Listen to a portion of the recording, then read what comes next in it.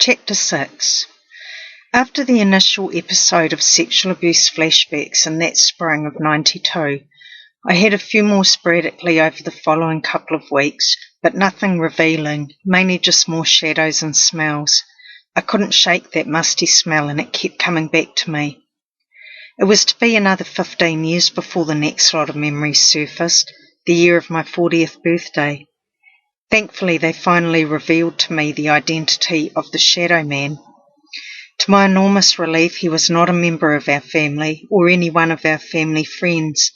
He was just some nobody, the father of one of my primary school friends in the 70s.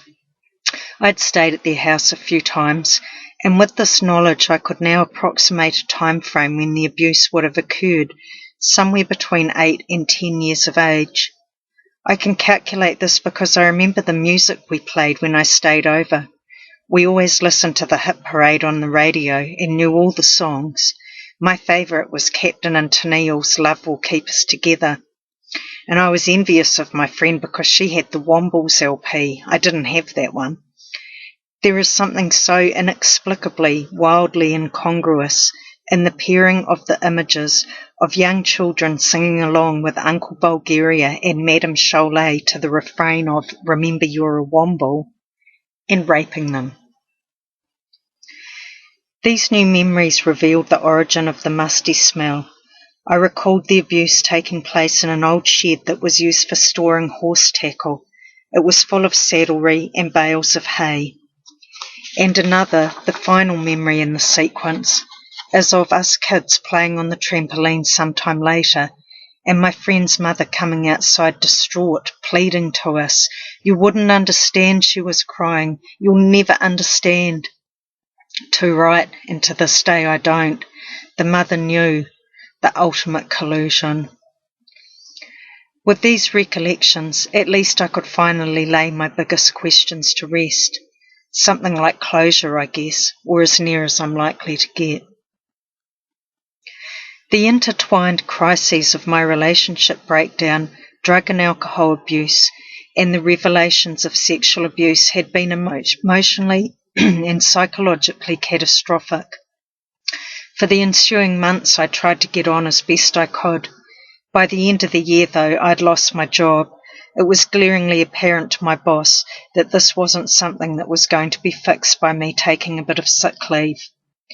By the time of this blow, I didn't have much left to lose, but I knew she was right. I managed to stay off dope and sober for 9 months, a small miracle given what I was trying to deal with, and I was attending a recovery program called Narcotics Anonymous to help with this. I made some friends there who understood about hitting the bottom, but the abstinence was not improving my mental state. In fact, I was continuing to slide.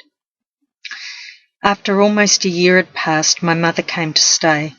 Worried, she came with me to my counselling appointment and was shocked to hear the counsellor's opinion that I constituted a danger to myself, and unless Mum could guarantee that I'd not be left alone at all over the next while, keep me on suicide watch, she would have me sectioned to a mental institution for my own safety. Mum promised the counsellor that she would stay with me 24/7 so she could take me back to my flat, although who knew how long that was going to be necessary for. She arranged an appointment for me with a psychiatrist at the city hospital. This was not the first time I'd ended up there. A few weeks previously, a friend from the recovery group had taken me to accident and emergency in the middle of the night because of her concern that I was going to take my own life. I was discharged after a brief consultation and left to go home with a bottle of pills. I didn't take them because I didn't really know what they were. I somewhat naively didn't want to interfere with my sobriety, and I couldn't imagine that whatever was in that jar held the solution to the messed up state I was in. There was no follow-up appointment made, no forward planning, or any attempt to arrange monitoring of medication, understanding compliance and effect. I was on my own again, with the bottle of pills. I remember being driven back to my friend's house that night feeling absolute despair, knowing that if I managed to sleep at all, I was going to wake the next morning still stuck in Groundhog Day. The appointment with the psychiatrist that my mother had arranged did not go any better. Mum and my sister were hopeful and naturally assumed that a hospital appointment would be of some benefit. After all, that was where the experts were to be found, wasn't it? My presentation, which as I recall was that of a very distressed young adult expressing serious suicidal ideation for which I had made plans, was met with a completely blank stare on the face of the youthful-looking English psychiatrist. He listened to me for a couple of minutes, then turned to Mum and said, "Well, what do you expect me to do about it?" He made some inane comment to the effect that I just needed to grow up, and once again I was turned away without further ado.